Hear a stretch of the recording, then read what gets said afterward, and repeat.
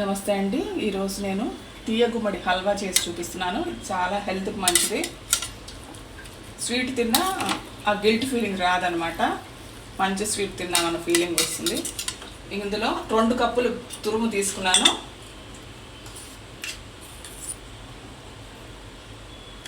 రెండు స్పూన్ల నెయ్యి వేసుకొని దీన్ని వేయించేసుకుందాము.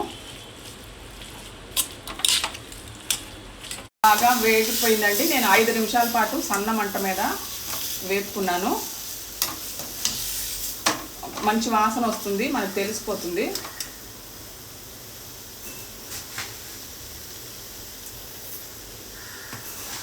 ఒకటిన్నర కప్పు చక్కెర వేసుకుందాం. ఒక 2-3 యాలకుల గింజలు,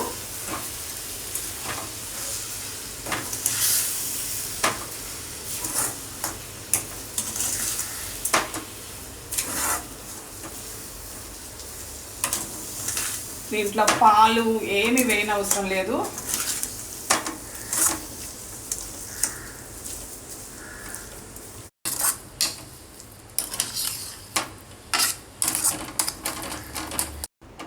పంచదార కరిగి నీరుగా అయింది.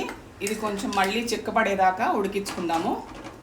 ఇది నేను హై ఫ్లేమ్లో పెట్టుకున్నాను. మధ్యలో కొంచెం సేపు తొందరగా ఇంకిపోయింది. మొత్తం 10 నిమిషాలు అయిపోయింది ఖచ్చితంగా. మీరు కూడా చూసి ఎంజాయ్ చేయండి. ఇప్పుడు నేను సర్వింగ్ డిష్లో తీసుకుంటాను.